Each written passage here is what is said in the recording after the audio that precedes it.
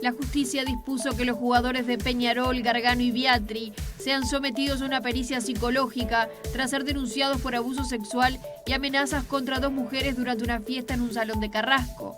Se impuso además medidas cautelares por 180 días para los 2 futbolistas. El ministro del Interior y el jefe de policía de Montevideo presentaron el resultado del primer mes de aplicación del nuevo plan de combate al microtráfico y narcomenudeo en el área metropolitana. Se realizaron 82 allanamientos en Montevideo, San José y Canelones y se cerraron 82 bocas de venta de droga.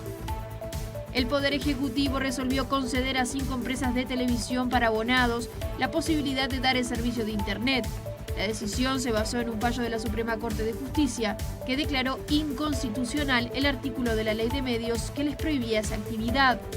Los funcionarios estatales pararon y se movilizaron frente a la Torre Ejecutiva y el Ministerio de Economía en reclamo de recuperación salarial y por el ingreso de personal a la administración pública. La Federación de Funcionarios de Salud Pública fue el único sindicato que paralizó su actividad durante todo el día. Líderes de Alemania, Francia e Italia visitaron Kiev para mostrar su apoyo conjunto a Ucrania en guerra con Rusia desde el febrero pasado.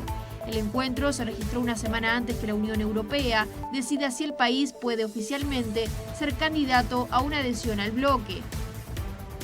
Señoras y señores, ¿cómo están ustedes? Muy buenas noches. El gusto de saludarlos. Bienvenidos a la edición central de Red Informativa. Además de estos temas, les contamos que de última hora Venezuela acusó a Uruguay de ser responsable del incidente acontecido con el avión que fuera detenido en la República Argentina, pero ya vamos a venir con esta información en los próximos minutos. Antes, y comenzando ya con el desarrollo de los principales temas informativos, les contamos que la jueza de familia especializada Lilian El Orriburu dispuso que los jugadores de Peñarol, Walter Gargano y Lucas Biatri sean sometidos a una pericia psicológica tras ser denunciados por abuso sexual y amenazas contra 2 mujeres durante una fiesta registrada el pasado mes de marzo. La pericia evaluará la situación de peligro o riesgo en el entorno social a los afectados de determinar la necesidad de colocación del dispositivo de localización electrónica, según se informó desde fuentes judiciales. La justicia impuso además medidas cautelares por 180 días para los 2 futbolistas que no pueden acercarse a las denunciantes en un radio de 500 metros ni tener cualquier otro tipo de comunicación hasta el 30 de diciembre de este año 2022. Agustín Canovio, que actualmente juega en el Atlético Paranaense de Brasil, no está denunciado, pero su nombre se mencionó en lo que es esta denuncia, por lo que este jueves declaró también su padre Osvaldo Canovio. Así vemos las imágenes del momento en que los jugadores de Peñarol ingresaban precisamente para esa audiencia. La jueza también había dispuesto que se le practicara una pericia psicológica a las mujeres, quienes también comparecieron en esta jornada de jueves por este caso. El abogado de los propietarios del salón de fiestas donde se registró este incidente el pasado día 8 de marzo, dijo que los videos, allí hay cámaras de seguridad, no muestran conducta vinculada al acoso y que van a colaborar en todo lo que pida la justicia. Ante el fiscal Maximiliano Sosa, los dueños del local explicaron que en la fiesta de jugadores de Peñarol hubo algunas roturas y consumo por encima de lo que se había pactado. A partir de eso nosotros nos comunicamos con un referente del plantel que enseguida se puso a disposición y cancelaron los montos que se estaban adeudando y para nosotros terminó la cuestión. ¿Estamos hablando de cuánto dinero? Y fue unos 70.000 pesos, 80.000 pesos, no recuerdo bien, pero no era un monto muy grande y enseguida se cancelaron esos adeudos y para el salón terminó la historia ahí. Los propietarios afirman que después de la fiesta las mozas no les plantearon la situación y que lo que se denuncia no se ve en las filmaciones que tiene el local. Tenemos el resguardo de los registros fílmicos, se van borrando, sí, periódicamente, pero tenemos en nuestro poder las imágenes de todo lo que sucedió esa noche y reitero, de haber existido una conducta como la que se está denunciando, en las cámaras nosotros hubiéramos actuado. No lo hicimos porque no se evidencia ninguna conducta de esas características. Ahora la empresa inició una investigación a partir de la denuncia. Estamos en eso, vamos a interrogar a todas las partes y a partir de lo que podamos encontrar en esa investigación interna, también si fuera el caso lo vamos a aportar a Fiscalía. Bueno, yendo a otras informaciones, en esta jornada, referentes de la coalición de gobierno se reunieron en Torre Ejecutiva con Álvaro Delgado y también con la vicepresidenta de la República, Beatriz Argimón. El tema central, comenzar a delinear lo que es el próximo tratamiento de la rendición de cuentas.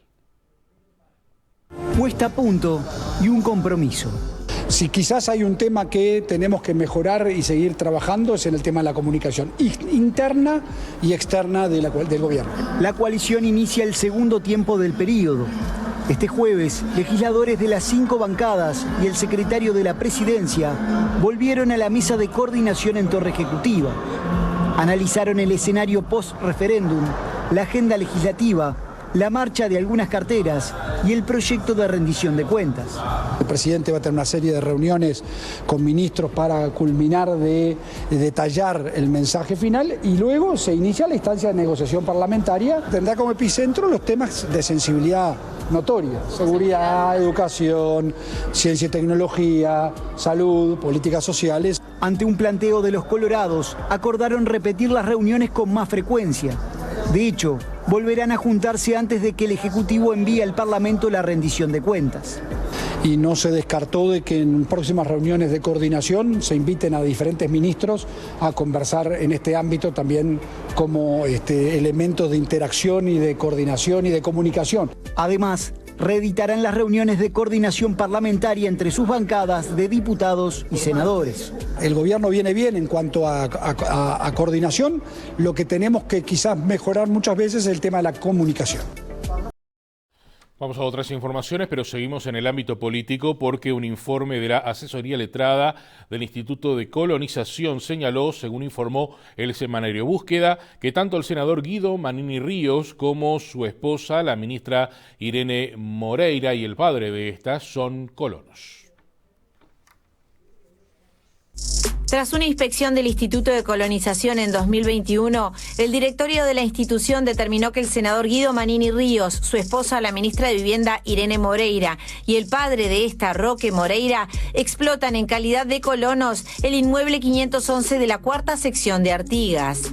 Según el semanario Búsqueda, esta información se trasladó a la asesoría letrada, que concluyó la condición de colonos de los tres.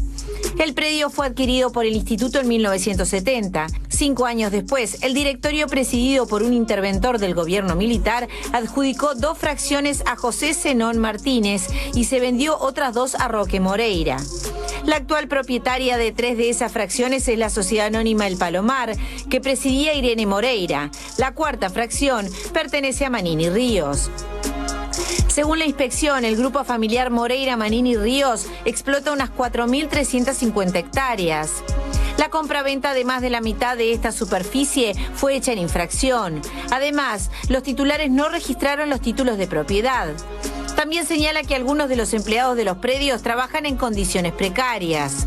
Antes de que asumiera el gobierno, el tema había generado polémica debido a que un artículo de la Ley de Urgente Consideración beneficiaba al grupo familiar, dado que flexibilizaba las obligaciones de los colonos de residir y trabajar directamente en la tierra. La ley se aprobó con el voto de Manini Ríos.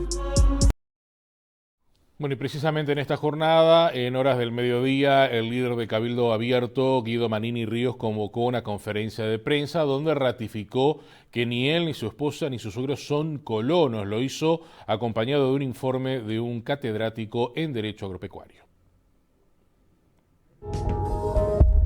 ¿Es colono o no es colono? Un informe jurídico del instituto concluyó que sí, según informó este jueves el semanario Búsqueda. El senador Manini Ríos aseguró que no. Tengo la convicción que estamos claramente ante una maniobra política buscando desacreditar, desprestigiar, buscando engañar. La asesoría letrada del instituto ratificó las conclusiones de un primer informe del año pasado, que el senador, su esposa Irene Moreira y su suegro Roque Moreira explotan campos en el departamento de Artigas en condición de colonos. A Manini Ríos se le dio vista del informe y este presentó sus descargos, asesorado por un grado 5 en Derecho Agrario, el doctor Enrique Guerra. Ni mi suegro, ni mi señora, ni yo fuimos jamás colonos. El senador sostuvo que esos campos nunca llegaron a afectarse. Primero, porque no eran aptos para colonizarse. Segundo, porque se enajenaron a quienes no tenían atributos para ser colonos.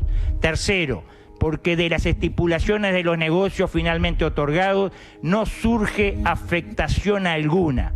Cuarto, porque el inmueble nunca formó parte de colonia alguna. Y quinto, porque en definitiva todos los negocios fueron convalidados por ley especial, aunque por la naturaleza de la operación no quedaran comprendidos en los fines sociales de la ley de colonización. Manini Ríos afirmó que es blanco de una maniobra política. El propio Berterreche, director actual, que era presidente de colonización, no supo en su momento que tenía el comandante en jefe del ejército colono. ¿No llama la atención que una semana antes del referéndum se hiciera público todo esto? Bueno, y vamos a seguir adelante con más información. Les contamos que la policía realizó 82 allanamientos en un mes y cerró 82 bocas de venta de droga, esto en el área metropolitana. El ministro del Interior y el jefe de policía de la capital del país presentaron el resultado del primer mes de aplicación de lo que se ha denominado como el plan de combate al narcotráfico. El ministro de Interior, junto al subsecretario y los jefes de policía de Montevideo, Canelones y San José, presentaron los primeros resultados que arrojan la implementación de un plan coordinado de las fuerzas para el ataque al microtráfico. En el marco del plan estratégico hicimos un plan específico de lucha, por eso estoy acompañado por los 3 jefes del área metropolitana en esta lucha contra el narcomenudeo y el microtráfico. En función de eso, queremos informar, mes a mes vamos a estar informando los avances de esta fuerza de tareas. Y luego de la aplicación durante el primer mes, estos son los datos. 82 allanamientos en base a datos de inteligencia policial y financiera en los 3 departamentos del área metropolitana. De estos 82 allanamientos, resultaron 82 bocas desarticuladas. De esas 82 bocas desarticuladas, 11 fueron tapiadas. Alrededor de cada una de estas bocas, el delito baja apenas se tapea. Entonces, y lo hemos comprobado, hay un rango entre el 12 y el 23% de baja del delito alrededor de la boca una vez que se generó esta acción de tapear. Esas actuaciones implicaron a su vez la detención de 89 personas, de las cuales casi el 70% recibieron condena o fueron formalizadas por la justicia. Esto implicó también la incautación de drogas, tanto cocaína como marihuana y pasta base, y en menor cantidad drogas sintéticas. El valor aproximado de esas incautaciones fue de $150.000. Las armas incautadas, en tanto, fueron 13 y el dinero, $1.800.000. Al ser consultadas sobre la efectividad de este operativo en comparación con meses anteriores, las autoridades policiales señalaron que es pronto para hacer evaluaciones, ya que un mes no es suficiente, apuntaron. Lo que le puedo decir que el promedio de allanamientos diarios fue 2.7, que supera en mucho a lo que hacíamos anteriormente. Les contamos ahora que un estudio elaborado por el Programa de Naciones Unidas para el Desarrollo indica que la pandemia provocó baja en los delitos aquí en nuestro país. El documento advierte que la evidencia sugiere que se está volviendo a los niveles prepandemia.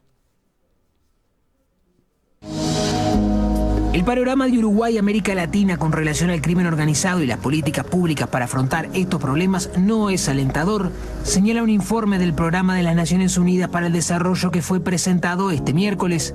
El documento, que analiza la situación del narcotráfico en el país, agrega que Uruguay enfrenta un problema estructural asociado al fortalecimiento del mercado de drogas, tanto de tránsito como de consumo interno, y como consecuencia de los delitos asociados a dichos procesos. Durante la presentación para periodistas, uno de los investigadores del documento, Juan Bogliacini, se refirió a la necesidad de actuar de forma urgente para enfrentar el narcotráfico. No es lo mismo actuar hoy que dentro de 5 años por un tema de maduración de mercado, señaló en declaraciones recogidas por el diario El Observador. Si uno mira a nuestros vecinos, no hay ningún elemento para entender que Uruguay va a ser distinto. Tenemos que utilizar eso como ventaja comparativa para madurar algunas políticas y algunos acuerdos rápidamente, explicó Bogliacini. El informe agrega que la pandemia del COVID-19 provocó una caída del crimen a nivel global y local y señala que existe el riesgo de que los gobiernos nacionales asuman estos resultados como permanentes, aunque en realidad se trata de una disminución temporal. El documento también cuestiona el artículo 74 de la Ley de Urgente Consideración, que aumentó las penas al microtráfico, lo que afecta más a mujeres que a hombres, es decir, en palabras de los académicos, al eslabón más débil de la cadena del narcotráfico. El informe cuestiona que se hable de inevitabilidad del crimen asociado al narcotráfico, en especial respecto a los homicidios. El documento señala que eso genera en la población una falsa sensación de seguridad. Las actividades ilícitas relacionadas con el narcotráfico se van expandiendo y afectando a la sociedad en su conjunto, explican los académicos. Bueno, y a todo esto, los resultados de este informe de Naciones Unidas han sido rebatidos parcialmente por las autoridades del Ministerio del Interior. El subsecretario Guillermo Maciel sostuvo que el impacto en lo que es la suba o la baja de los delitos por parte de la pandemia es muy discutible.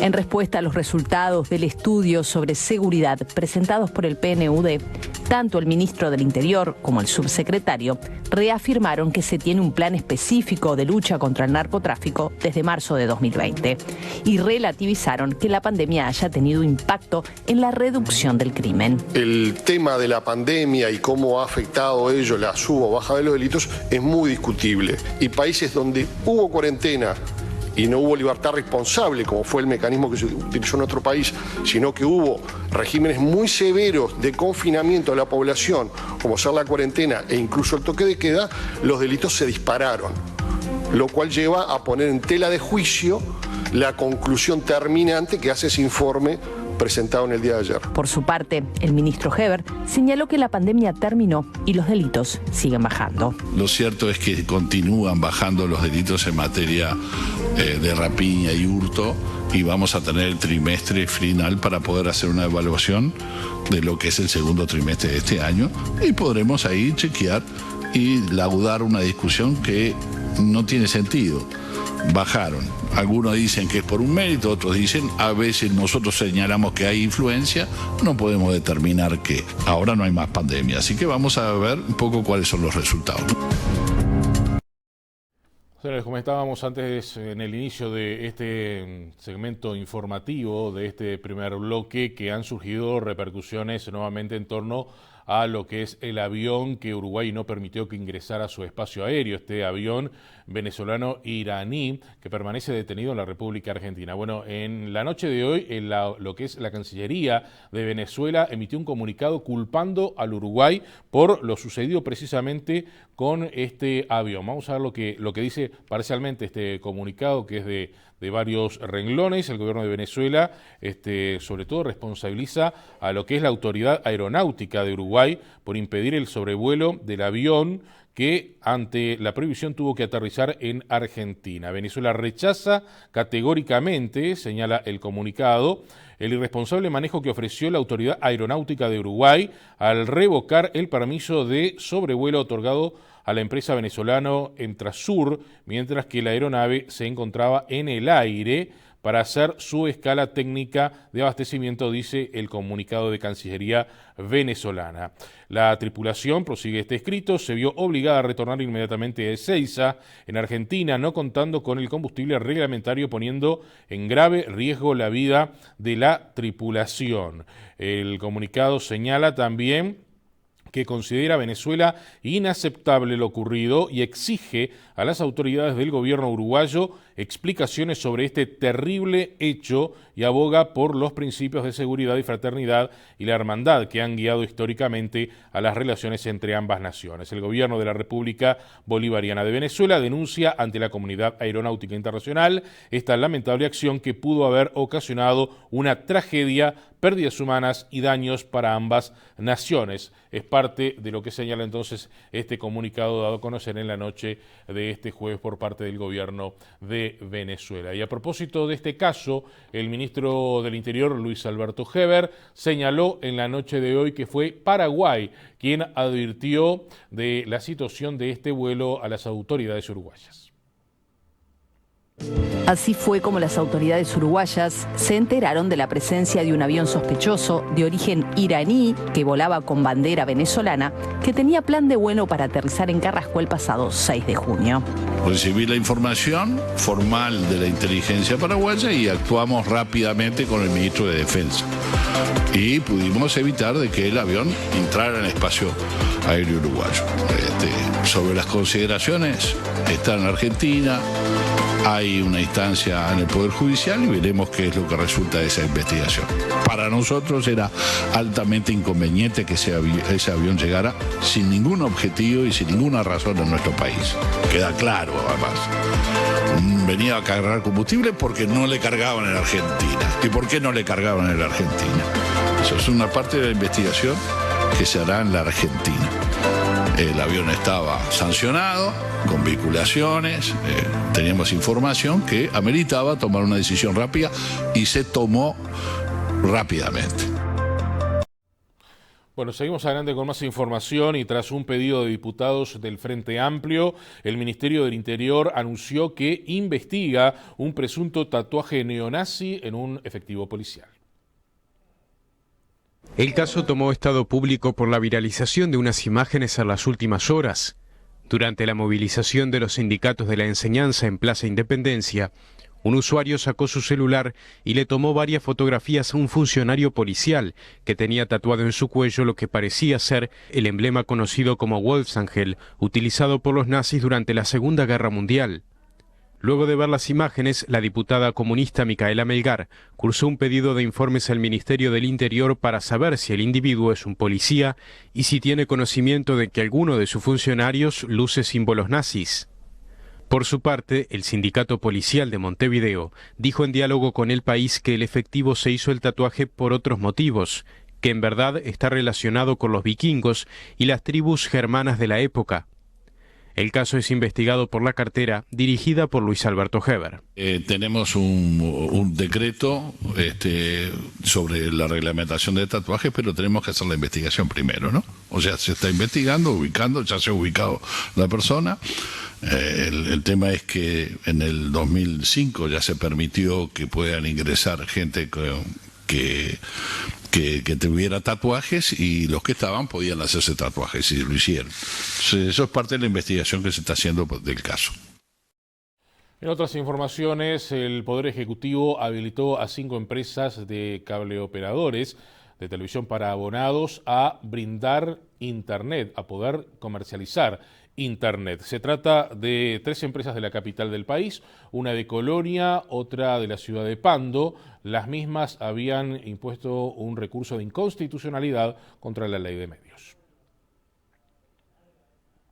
Los habilitados son 3 cableoperadores de Montevideo y 2 del interior, que habían presentado recursos de inconstitucionalidad contra el artículo 56 de la ley de medios, que establece que es incompatible prestar servicios audiovisuales y servicios de telefonía o transmisión de datos.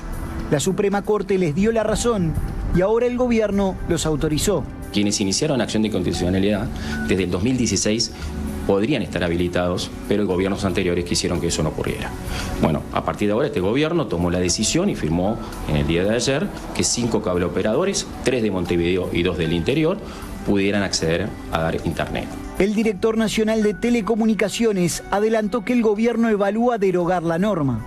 ¿Qué va a pasar con el restante de los cableoperadores? Algunos por la vía legal o sea, las acciones de inconstitucionalidad, y otros vamos a ir por la derogación de la ley de medios en la ley de rendición de cuentas. Los cableoperadores recurrieron el artículo 56 de la ley con el argumento de que genera un monopolio de hecho a favor de Antel, que no está establecido para servicios de Internet. El espíritu, entiendo, del gobierno y por supuesto también del regulador es que las personas tengan más libertad para elegir y que haya más sana y leal competencia. Bueno, de todo esto el ministro de Industria, Energía y Minería, Omar Paganini, dijo que no hay un impedimento legal para darles el derecho, ya que es un servicio que no está bajo un régimen restrictivo, dijo el secretario de Estado. Señaló que Antel va a enfrentar una competencia, pero está muy fuerte para hacerlo.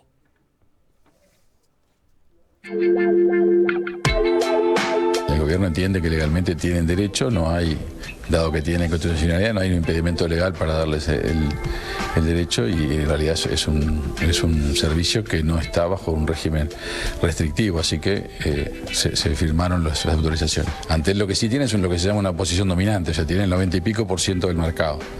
Y además tiene una infraestructura con muy buena calidad, con lo cual tiene unos competidores nuevos que tendrán que hacer una inversión, que tendrán que ver cómo se despliegan, cómo consiguen dar el servicio, y después verán, sí, va a enfrentar una competencia, pero está muy fuerte para competir muy bien ante él, así como lo demostró con la oportunidad numérica, aquí es todavía una posición mucho más fuerte. En este caso no hay tarifas públicas, lo que hay son precios en un mercado en competencia, o sea que podrán cobrar lo que les resulte adecuado para recuperar esa inversión que van a tener que hacer, para recuperar los costos que tengan, que es lo que hace Antel. O sea que, bueno, veremos si un poco más de competencia cambia los precios o no, pero son precios en un mercado. Y en otras informaciones les contamos que desde el 1 de julio se inicia lo que es una etapa que finalizará con la automatización de los peajes en todo el territorio nacional. Comienza el 1 de julio porque el primer paso será el que está ubicado allí en el límite entre Río Negro y Soriano, el de Paso del Puerto, conocido como Andresito. El plan piloto prevé que el primer peaje totalmente automatizado será el de Andresito, en el kilómetro 245 de Ruta 3. El 78% de los que lo utilizan tiene el tag y el resto tendrá que incorporarlo. Se lo puede asociar a una tarjeta de crédito o a una cuenta prepaga. Además de eso, se está trabajando con el Congreso de Intendentes para que todo aquel usuario de ruta uruguayo pueda también, en caso de no poder obtener el tag por todas las opciones que están encima de la mesa, pueda circular y cargarse la patente. El sistema se pone en práctica en acuerdo con los trabajadores al haberse asegurado la reubicación o capacitación para que no pierdan puestos de trabajo. Eran 225 y quedan 40 por resolver. Hoy nos encontramos con un compromiso del ministro Falero firmado, que para nosotros fue muy importante, dando garantía a todos los trabajadores de los peajes del país que íbamos a continuar trabajando y con una fuente de trabajo segura. Eso hace que hoy estemos en la situación de que a partir del 1 de julio uno de los peajes, si bien es más chico, que no tenía tantos problemas de trabajadores a la hora de reconvertir, empieza a ser el primero automatizado. Reclamando por la recuperación salarial, los funcionarios estatales se movilizaron este jueves. El paro de los funcionarios públicos fue de 9 a 16 horas, pero algunos sindicatos, como el de Salud Pública, pararon por 24 horas. Marcharon desde las 10:30 de la mañana hasta la Torre Ejecutiva y luego hasta el Ministerio de Economía y Finanzas. Reclamaron recuperación salarial, más recursos humanos, que se provean las vacantes generadas y mejores condiciones de trabajo. Lo que hoy estamos haciendo acá es exigirles a las autoridades del Ministerio de Economía, al Poder Ejecutivo en pleno, que en los ámbitos de negociación colectiva se establezca una fórmula para recuperar el salario, porque eso fue el compromiso del presidente de la República, y el presidente de la República tiene que honrar su palabra, si no va a quedar muy mal parado ante todos los trabajadores del Estado. Los trabajadores estatales sostienen que en el 2020 perdieron el 5% de su salario. Al año siguiente, con el país en crecimiento económico, perdieron otro 1%. El ministro de Trabajo y Seguridad Social, Pablo Mieres, se refirió a estas reivindicaciones en las últimas horas y recordó que hay una negociación en curso con los trabajadores estatales. Bueno, cada uno sabe qué medidas toma, ¿no es cierto? No, yo no voy a opinar sobre eso. Lo que está claro es que hay una negociación en curso entre el gobierno y los funcionarios públicos en sus distintas versiones, es decir, con COFE, con los sindicatos de la enseñanza y con la mesa de entes y servicios del Estado, y el objetivo es alcanzar un entendimiento. O sea que en las 2 semanas que quedan para llegar a la presentación de la rendición de cuentas tenemos la esperanza, y ahí lo digo en el doble rol, como ministro de Trabajo y como dirigente del Partido Independiente, de que podamos avanzar en un acuerdo sobre la recuperación salarial. ¿Qué tanto se puede avanzar? Y yo diría que el ideal sería que ponernos de acuerdo sobre cuánto es la recuperación que se debe establecer, porque aunque parezca mentira, bueno, todo depende de dónde fijes el comienzo y cómo lo midas, con qué indicador, y luego cuál va a ser la cadencia, o sea, los tiempos de la recuperación. Señores, antes de ir a la información económica y antes de la pausa, les comentamos que falleció en esta jornada de jueves el ex intendente del departamento de Rocha por el Frente Amplio, Artigas Barrios. Tenía 84 años de edad. Nació, recordemos, en la ciudad de Lascano, un 7 de julio del año 1937. Estudió Administración Agropecuaria, trabajó en el ex Banco La Caja Obrera y en el Banco República. Plantó arroz, fue miembro de la cooperativa Copar. En política, recordemos que militó en el Partido Socialista desde muy joven y participó en la fundación del Frente Amplio en su departamento allí en Rocha. Fue militante gremial hasta ser proscripto por la dictadura cívico-militar. En 1999 fue electo diputado por Rocha para el periodo 2000-2005 y a partir precisamente de ese año asumió la intendencia de Rocha y fue reelecto para el periodo 2010-2015.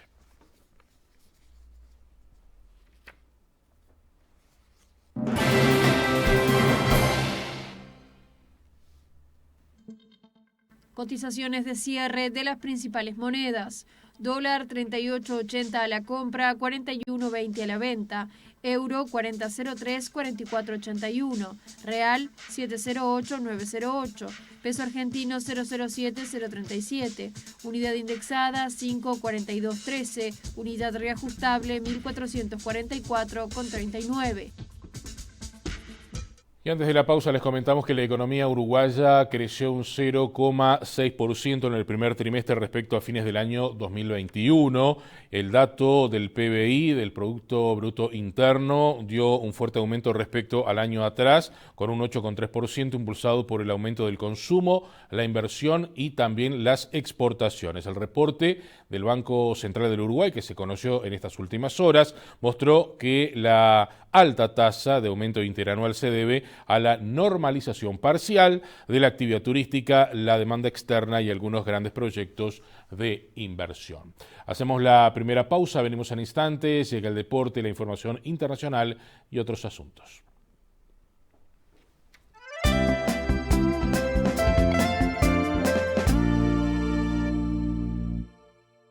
Detrás de cada ganador hay un vendedor, como Silvia, que en Jung vendió una raspadita Gato de la Suerte de 25 pesos y su cliente ganó 50.000. ¡Qué buena suerte! O Stephanie de Montevideo, que vendió un super bingo y su cliente ganó 400.000. ¡De locos! Sergio de Piriápolis vendió una raspadita Talismán de la Suerte de 30 pesos y su cliente se ganó 2 millones. ¿Qué tal? Y Giovanna de Río Branco, que vendió una raspadita 7 maravillas del mundo y su cliente ganó 4 millones de pesos. ¡Te pasaste, Giovanna! Con Raspadita, descubrí el ganador que hay en vos. Son miles y miles de personas que volvieron a vivir gracias a los grupos éxito. Yo entre ellas. El éxito de los grupos de adelgazamiento ahora también lo podés lograr por internet. No tenés ni que moverte de tu casa. Ahora no hay excusas. Adelgazaronline.com. Hoy más que nunca, sabemos que los que escriben la historia del futuro son los maestros, y ellos marcarán la vida de las futuras generaciones. Si tu vocación es ser un educador del siglo XXI, te ofrecemos una formación profesional de alta calidad. Inscripciones abiertas para las carreras de maestro en educación primaria y maestro en la educación de la primera infancia. ¿Querés ser parte del futuro? Te esperamos. Informate por el 2901-1254.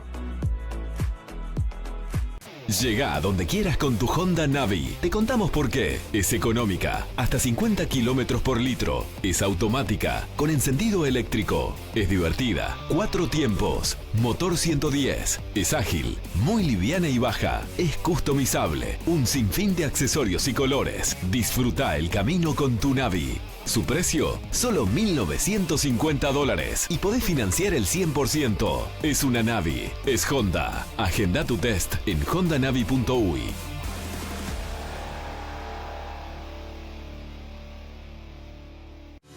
El Gobierno Nacional y las Intendencias Departamentales lanzan la segunda etapa del Programa de Oportunidad Laboral para los uruguayos que están desempleados. Se sortearán 10.000 jornales solidarios para realizar trabajos transitorios entre julio y octubre en las intendencias departamentales de todo el país. Si tenés entre 18 y 65 años y no tenés empleo, tenés plazo para inscribirte hasta el viernes 17 de junio, llenando un formulario en www.gov.uy/oportunidad laboral o acércate a tu intendencia o alcaldía más próxima. También pueden inscribirse quienes participaron de la primera etapa. Los sorteos se realizarán entre el 22 y 25 de junio y cada intendencia se comunicará con los ganadores que comenzarán a trabajar el 1 de julio por un periodo de 4 meses. Si estás sin trabajo, inscribite ya. No dejes pasar esta oportunidad. Si querés saber los números que salieron en el sorteo del 5 de oro, envía número al 1234 y recibí a diario la información en tu celular. Envía número al 1234. Si jugás al 5 de oro, tené toda la información de pozos y resultados en tu celular. Envía número al 1234.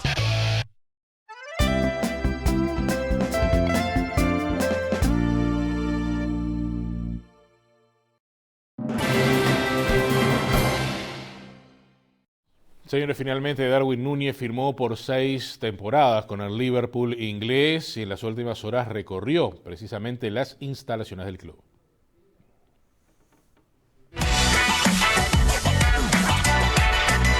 Liverpool mostró el detrás de cámara de la llegada de Darwin Núñez. Buen día en inglés para Darwin al bajar de la camioneta y a meterle con las redes sociales del club. Good morning, Red. Vamos. Junto a su novia, recorrieron las instalaciones del Liverpool con termo y mate en mano. Ya con la ropa del club, sesión de fotos y a seguir conociendo su nueva casa. El resto lo explicó él. Hola, bueno, acabamos de firmar, ahora es tiempo de almuerzo y más tarde seguimos con sesiones de fotos. Vamos arriba. La 27 de Liverpool tiene dueño y Darwin Núñez posó un largo rato para las cámaras. Turno de la primera entrevista y estas fueron sus primeras palabras como futbolista de los Reds. Bueno, hola, he llegado a Liverpool, estoy muy contento de estar aquí. Espero verlos pronto en el estadio, en Anfield. Y bueno, voy a dar todo de mí para que las cosas nos vayan bien a todos. Y bueno, estoy muy agradecido por el apoyo de todos los fans. Vamos arriba Liverpool. Fotos y más fotos en un primer día interminable y la firma del contrato que lo une por 6 temporadas al club inglés. De las fotos al baile, en donde Darwin fue sincero. Estoy maduro. Fotos finales, ya con la camiseta oficial y al vestuario, en donde hizo el último video del día. Hola, estoy muy contento de estar aquí en Liverpool. Ya hemos terminado por hoy. Espero verlos pronto. Un grande abrazo a todos y vamos arriba a Liverpool. Finish. Señores, vamos a seguir hablando de fútbol porque la FIFA confirmó que el Mundial 2026 se va a desarrollar en 3 países, Estados Unidos, México y Canadá, y quedaron definidas las 16 sedes donde se disputarán los encuentros. La FIFA confirmó las 16 sedes del Mundial 2026 que se disputará en Estados Unidos, México y Canadá. Los 3 países organizadores se repartirán los partidos desde la fase de grupo hasta los octavos de final y Estados Unidos tendrá los encuentros finales desde cuartos en adelante. Precisamente Estados Unidos será el país que tendrá más sedes: Atlanta, Boston, Dallas, Houston, Kansas City, Los Ángeles, Miami, New York, Filadelfia, San Francisco Bay Area y Seattle. México será el primer país en organizar por tercera vez la Copa del Mundo y tendrá 3 sedes: Guadalajara, Ciudad de México y Monterrey. Mientras que Canadá tendrá 2 sedes ubicadas en Toronto y Vancouver. Bueno, y hablando de Mundial, hablando de las selecciones, les contamos que Fernando Muslera está festejando precisamente en esta jornada de jueves su cumpleaños número 36, un día que de ahora en más va a tener que festejar con el nacimiento de su tercera hija, Dominique. ¡Sí! Esto tiene a Muslera. Tienen a Muslera. ¡A Muslera! ¡Qué gran derechazo de Tevez! Bestia, Muslera. 2-2.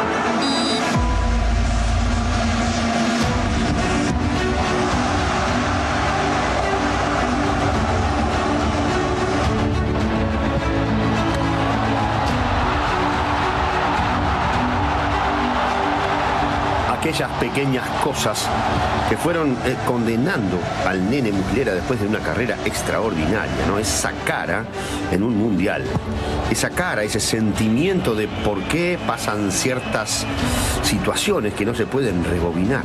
Sentenciaron, sí, carrera intachable de quien siempre dio todo por los suyos. Y hablamos de selección. El nene Muslera de Wander Nacional, donde destacó cerrando arco. Es la primera vez que me toca jugar este tipo de copas y bueno, puede ser que un poco el nerviosismo, mismo de estar acá en un cuadro grande, puede generar ese tipo de cosas, ¿no? Y siendo amigo de los palos, cosa que tiene que hacer siempre un golero, incluso con los travesaños. El nene Muslera, hablar de selección, y todo lo que hizo competitiva su selección desde el arco, con compromiso cierto.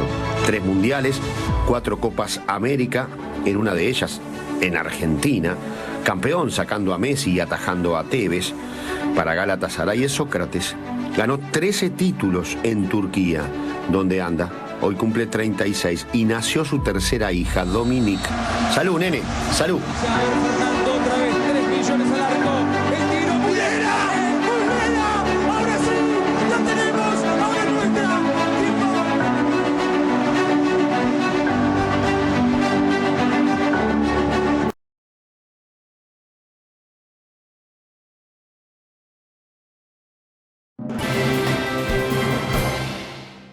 Seguimos adelante con más información. Nos vamos a meter ahora en el capítulo internacional. Un pescador ilegal confesó haber asesinado al periodista británico y al indigenista que estaban desaparecidos en la Amazonía, en Brasil.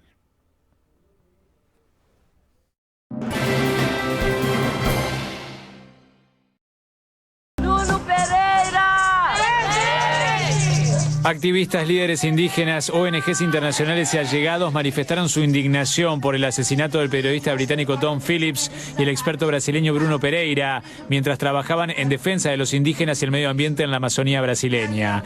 Tras 10 días de intensa búsqueda, la investigación por la desaparición de ambos dio un vuelco este miércoles con la confesión de uno de los 2 detenidos, Amarildo da Costa de Oliveira, que condujo a la policía al lugar donde dijo haber enterrado los cuerpos, cerca de la ciudad de Atalaya do Norte, en la remota región del Valle del Javari, fronteriza con Perú. La Policía Federal brasileña halló allí restos humanos que este jueves fueron enviados a Brasilia para su identificación. El móvil del crimen, así como las circunstancias de la muerte, al parecer con arma de fuego, todavía deben determinarse.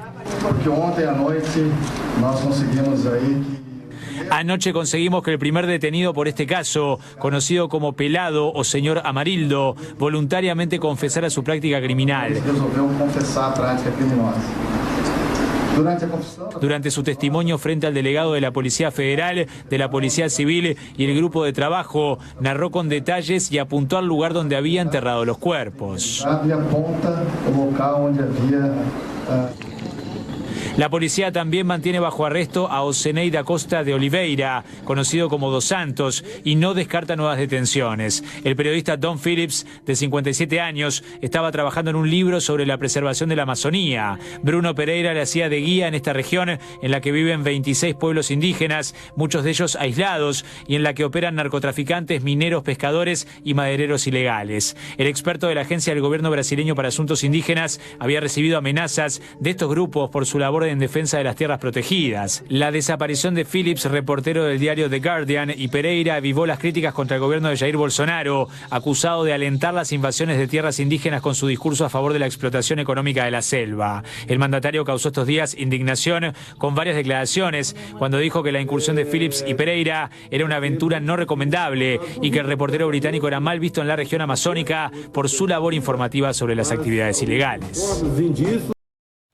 Líderes de Francia, Italia y Alemania visitaron la ciudad de Kiev en un claro apoyo a precisamente Ucrania en lo que es esta guerra que se viene desarrollando desde el pasado mes de febrero.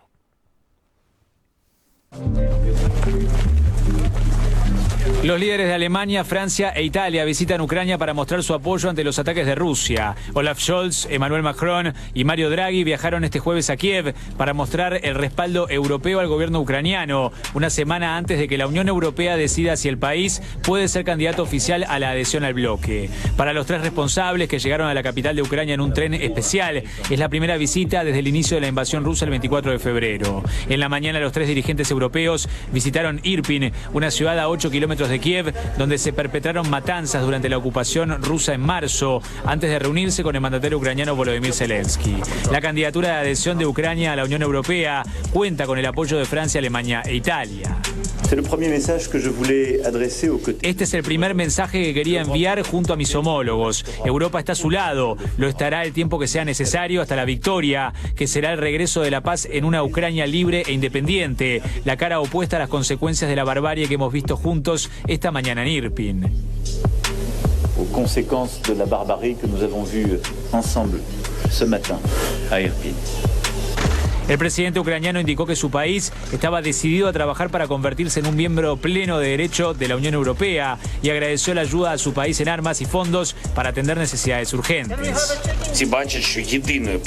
Todos ven que el único obstáculo para estos esfuerzos es el hecho de que Rusia no está lista para acciones reales, negociaciones reales destinadas a restaurar la paz. Rusia no quiere la paz, nunca quiere nada excepto la guerra. Los 27 países del bloque europeo decidirán en una cumbre el 23 y el 24 de junio si aceptan a Ucrania como candidato oficial a la adhesión, dando inicio a un proceso que puede durar años. La Comisión Europea deberá dar a conocer su posición el viernes.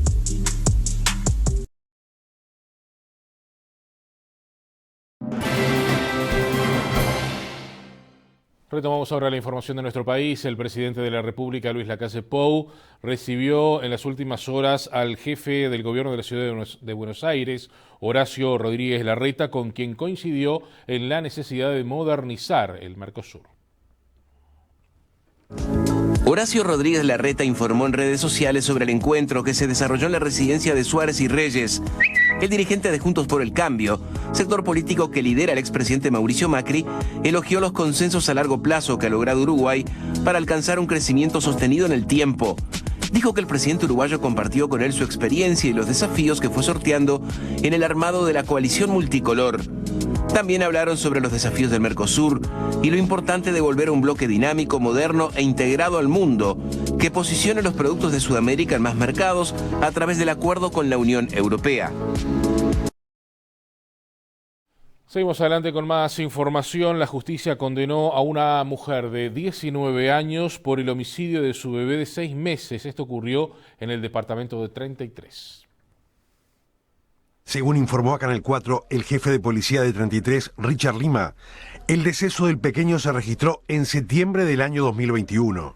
Tras un llamado al 911, los funcionarios policiales concurrieron a la finca y se encontraron con el pequeño en un sillón con claros signos de maltrato.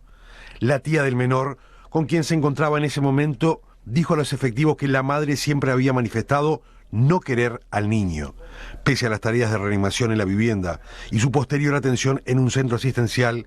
El bebé falleció a los pocos minutos de su ingreso. La Fiscalía inició una investigación en donde, luego de pericias a teléfonos celulares y declaraciones de testigos, se confirmó que efectivamente la madre había expresado en reiteradas oportunidades no desear a su bebé. Tras la audiencia judicial, la mujer fue condenada por los delitos de violencia doméstica, homicidio culposo y de omisión a los deberes inherentes a la patria potestad a 4 años de penitenciaría efectiva.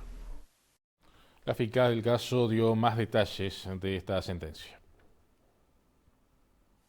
Tras meses de investigación, de evidencias, de tomar declaraciones e incautaciones, se llegó a un proceso abreviado donde la madre del bebé de 6 meses fue condenada a 4 años de penitenciaría efectiva.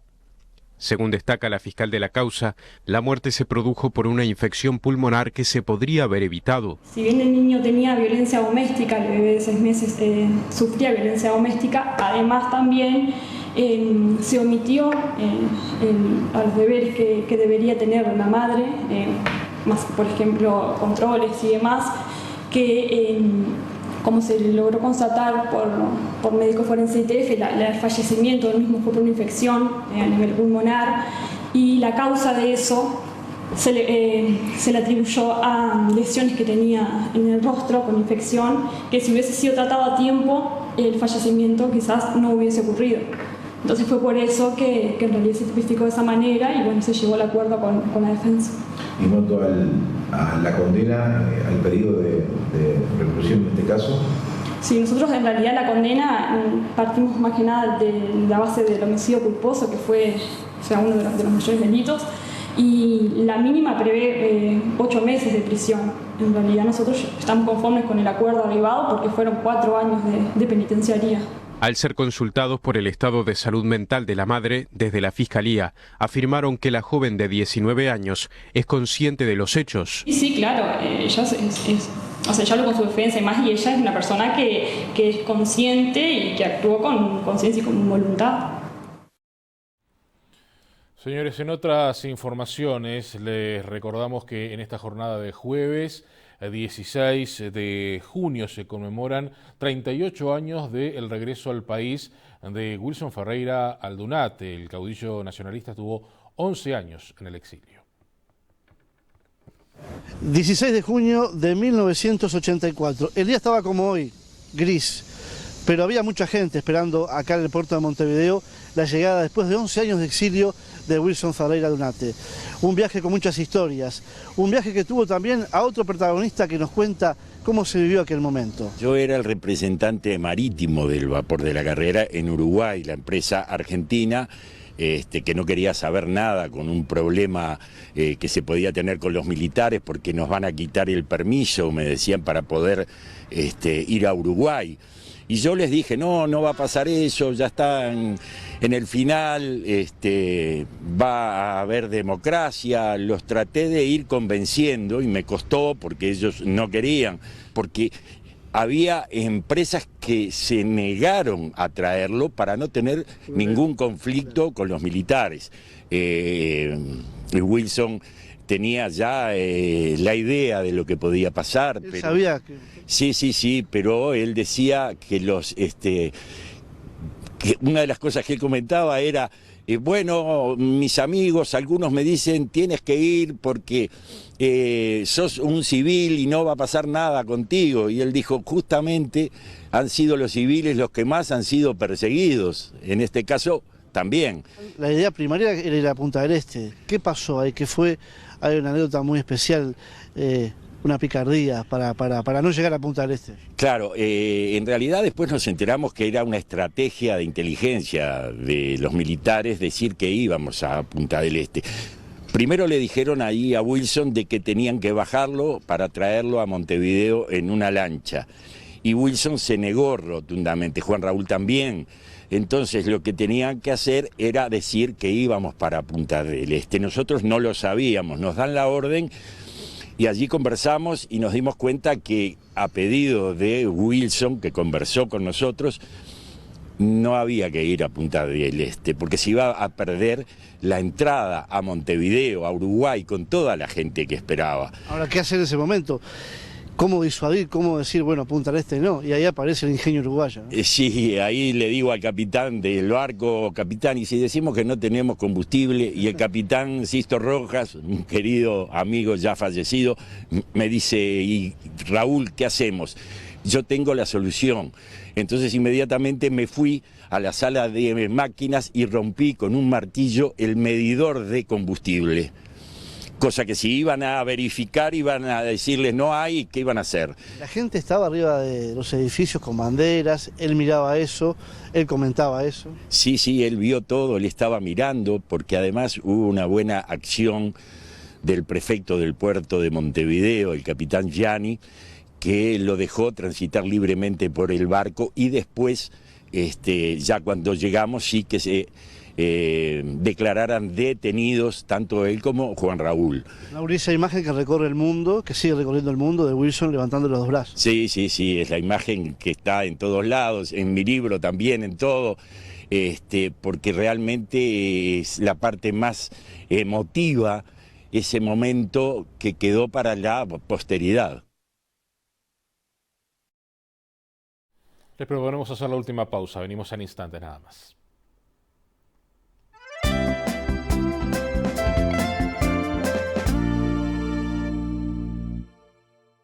¿Sabés que la mejor solución para bajar la fiebre y aliviar el dolor es Paracetamol Sabó? Es el más eficaz y no daña el estómago. Pedí Paracetamol Sabó en todas las farmacias del país. Sabó, sabemos de salud. Atención quinieleros, los resultados de la pizarra directo en tu celular. Envía juego al 1234. Toda la información y resultados de los sorteos de quiniela en tu celular. Envía juego al 1234. Recibí los resultados después de cada sorteo. Si jugaste a la quiniela y querés saber qué números salieron, envía juego al 1234.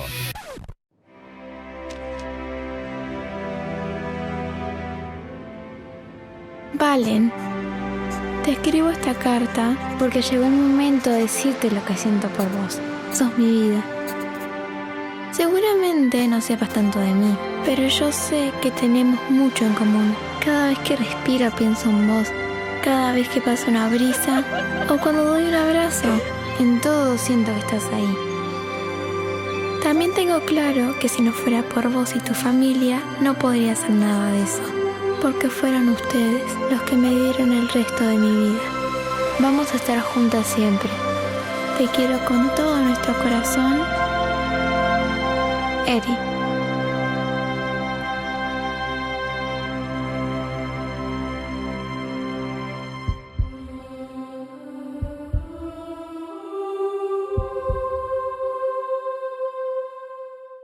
Afirma tu futuro en la ciudad de la costa y la Costa de Oro. Programas con la experiencia y el liderazgo de la UDE. Community Management. Formación integral para mandos medios. Técnico en gerencia. Posgrados en marketing. Gerencia y relaciones humanas. Inscripciones 2022 con bonificaciones especiales. En la ciudad de la costa y la Costa de Oro. Universidad de la Empresa. Tu carrera. Tu futuro. ciudaddelacosta@ude.edu.uy.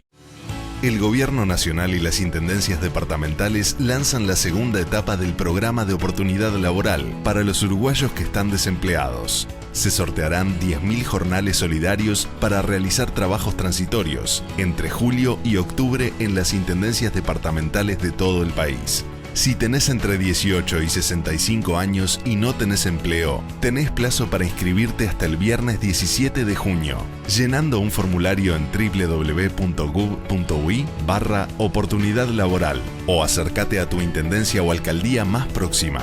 También pueden inscribirse quienes participaron de la primera etapa. Los sorteos se realizarán entre el 22 y 25 de junio y cada intendencia se comunicará con los ganadores que comenzarán a trabajar el 1 de julio por un periodo de 4 meses.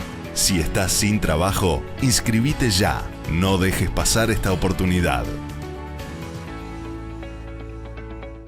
Son miles y miles de personas que volvieron a vivir gracias a los grupos éxito.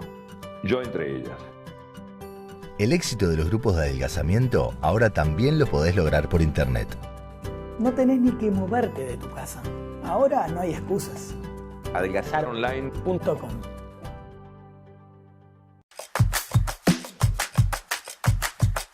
pago en pago, vamos andando, de pago en pago la conocí. De pago en pago, yerba, yerba, claro que sí. Distribuye Botica del Señor.